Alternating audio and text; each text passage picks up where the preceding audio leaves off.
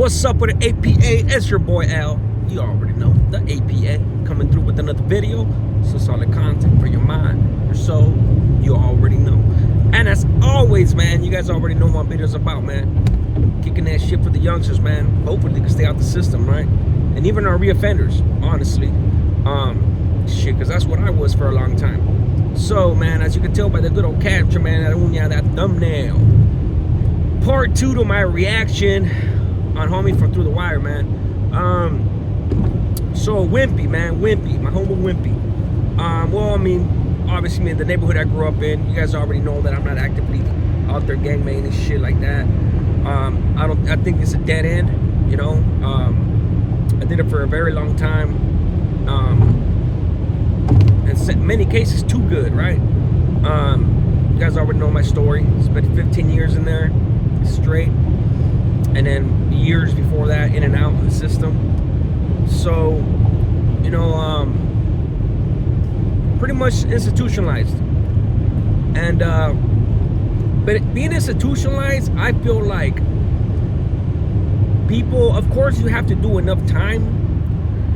But to me, the definition of institutionalized is if you do time, right, long enough,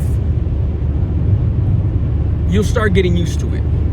It'll start getting to a point where being inside, it's easier than being outside. And that's some crazy shit to say, right? But it does happen, man. That shit does happen. Being institutionalized, after a while, like I said, man, you hit the streets for a month, couple weeks, 3 weeks, however long you can stay out, right? You stay out for that long, and then you go back in, and you stay in longer than you are on the streets at a certain point. So after a while, you start getting used to that. You know how to program. You know how to cope with it. And there's different stages, right? Depending on whether you started as a juvenile, the halls, all the camps, and then eventually make your way up to YA and onto the county or straight to prison, whatever, what have you. So, like I said, at a certain point, you start getting used to the inside. You get used to your bills being paid, pretty much your rent, your food. Yeah, of course, you don't get what you want, but essentially, you don't have to worry about paying bills, right? So in a way, it becomes easy. It becomes easy to do time and things like that, right? And now the other aspect of that is the gang stuff, right? The gang banging and all that shit. If you're pretty much addicted to gangbanging, you know, you start early on, and people ask, how the hell can you be addicted to gangbanging? Well, it's very easy. You start at a very early age. If your role models or your homeboys or your friends are already gang members, you start looking up to them. You want to be like them. You want to emulate their moves, emulate their style, emulate their dress code, emulate their actions, right? And when all that starts getting instilled in you, the neighborhood comes first, this, that, you know, enemies this, enemies that. You know, when you're young, you're impressionable, and you really start getting stuck on it. And that's how I was, you know. I righteously, the reason I wanted to talk about this aspect before I went on to my homeboy is because I just wanted to give you an understanding of how it was for me and how it is for many individuals. You know, it's a lifestyle that for me now it's dead. If ever was the thing to do, now it's not the thing to do. But there was a point, like the golden age of gangbanging, 80s, 90s, early 2000s. The first couple of years of the early 2000s would be the last tail end of it, where dudes could post up deep. You know, a lot of people were dying by the day. Dudes were going back and forth. Dudes were strapped up by the numbers, you know. And the gang enhancements really hadn't cleared up the streets. When the gang enhancements got passed, the streets cleared up. You know, so you come to California, man. California's nothing like it used to be when it comes to gangs, and that's a good thing, you know. But at the time, we hated it, man. I know I hated it. I hated the gang unit being on our ass. I hated the fact that I was getting locked up just for being a gang member, just for being on my block. You know, they pretty much criminalized standing on the sidewalk. You know, like. They got extreme with it, and then and other enhancements, gun enhancements, and the 3 strikes law, of course. So everything worked in conjunction to put away gang members and habitual criminals. And so when I caught my case, man, yeah, it was a shooting and all that. A lot of more than a few individuals got shot, including myself. That's what pretty much saved my ass. You know, the self-defense element that I pretended to employ, right? Thank God I didn't get to the jury. But growing up, man, the mentality that I had was always being strapped up.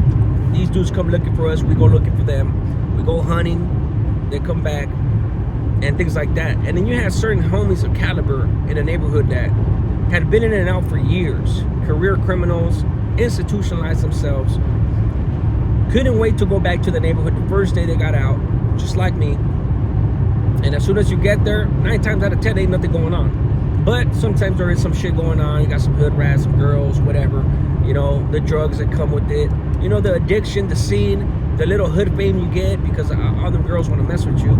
Especially in my county, man. We used to have a lot of the white girls come from South County up into Santana because we had it all. My city had it all, man. It's like they liked getting high. At the beginning, before meth really turned people rampant or heroin or anything like that, these girls were good girls. They were coming up into my city and into my neighborhood, and they were looking for weed. You know, so we were smoking. Man, they used to come in Escalades, fucking Lexuses, Mercedes sometimes. Like, they were little rich girls, man, from South Orange County. So hell yeah, man, we used to fucking get him high. Well, we used to get high with them, and then, man, have a blast, you know. And then I would get locked up again, and that was that. You know, those are the kind of girls I was used to messing with in my neighborhood. I never really got into the hood girls because, quite frankly, sometimes we can be grimier than men, you know. And I wasn't trying to get set up again to be shot again. So, yeah, man. So this is the type of home what Wimpy was, man. Very well known in my neighborhood. Everybody knew him. Well liked. Last time I remember seeing him was when he was over there living by on Spurgeon, down the street by where Boxer used to live. And you know, I was a kid, I was a youngster, barely starting out, but I remember seeing him. And then shortly after, man, unfortunately he passed away. For those of you that don't know, it was over there by Santa Anita, and it was a cop. It was a cop that killed him. And I went on, and we all went on to see what transpired and things like that. Unfortunately, man, you know, I think the family has some issues with the settlement, as far as where the money was gonna go and things like that. You know how, you know, money and blood don't mix. But they did get a settlement because it was found to be a criminal action, but the dude didn't lose his job. That's why a lot of people say the cops got a license to kill. You know, and you know, my homeboy had asked me to do a video on him, or he had mentioned it. But honestly, the reason I don't do it, I don't emphasize my neighborhood, is because, one, I don't want to give the impression that I'm glorifying my neighborhood. And don't get it twisted, man. Even though I'm a family man now, like, I'm always gonna be from that neighborhood. That's always gonna be my motto, no matter what. I got it huge on my body. You know, like, I have it in my heart. Like, that's never gonna change. No matter how many dudes want to talk about politically I'm exiled or I went to the other side, don't matter. That's my neighborhood. I put in work for that neighborhood to the fullest, and nobody could ever take that from me. Just like nobody could ever take the time that I did. They could say whatever they want, but at the end of the day, they didn't do 180 level 4 time for over a decade, you know? So they could say whatever they want, right?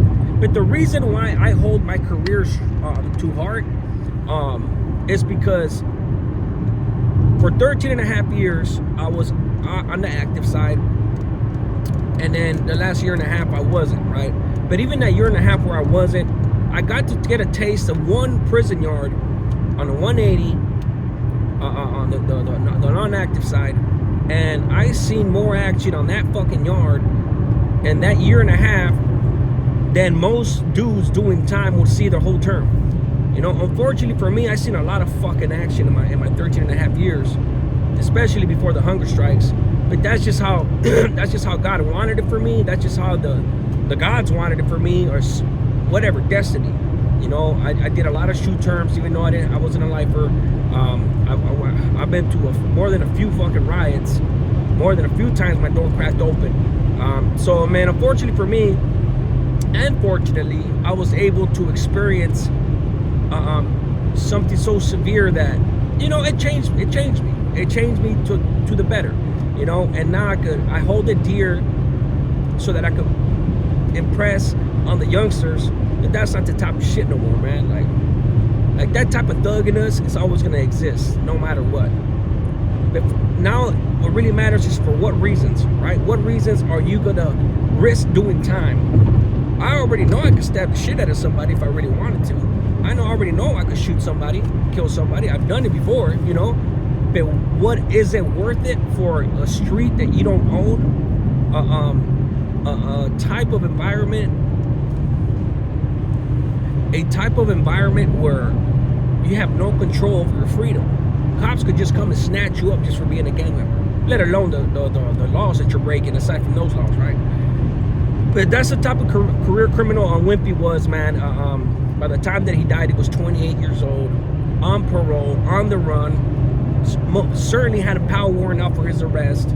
So by the time the cop ran into him, and he was well known, from what I understand, he was well known, and cops didn't like him. My brother's the same way. A lot of cops know my brother. A lot of cops knew me back then, but it's been a very long time now since I've been on the streets. And so you think about it, when I left my neighborhood, I was 19 years old, 18, 19 years old, right? And I didn't get out until my mid-30s. So that's a long stretch with me not being in the neighborhood. But these type of individuals like WIMPY, my brother, they were in and out. They're damn near all their 20s. My brother's been in and out all his fucking 20s and all his 30s. So my point is that he was known because of that. Multiple traffic stops, multiple fucking incidents, run-ins with the law, gang units in the city, or even the regular cops, right? And ultimately, man, when a cop knows that you're on the run, and they know that you're a gang member, they know that you're on parole, they're gonna take a chance at you, you know? And that's what that dude did. You know, he killed the homie. He knew who he was. He was aware that he was a gang member, a parolee, and all that. So he took his chances, and ultimately, like I said, the homicide wasn't justified, so they had to pay a price. But what price must you pay, you know, that's high enough, as opposed to you losing a family member? You know what I'm saying? No price is worth that, you know. So rest in peace to WIMPY, man. He was a big figure in my neighborhood, man. And you know, obviously, I grew up in Logan, Water Logan Park, Logan Street. No affiliation with San Diego, Logan Heights. It's just I appreciate the homie, like I said, doing the profile on him. And I'm gonna pretty much leave it up to other homies to do profiles on things like that. Because like I said, I feel like I run the risk in glorifying the thing. Even though I have a lot of love for my neighborhood and my homeboys that I run the streets with, the ones that know what's up with me. And that's never gonna change. You know, that's never gonna change. It is what it is. But yeah, man, hope you guys enjoyed the video, man. Hit that like button, guys. I'm gonna do a live later on. Hope you guys can join. APA, you already know. One life saved is one life blessed. A smart man learns from his mistakes, but a wise man learns from other people's mistakes. You guys be good, man. APA, I'm out.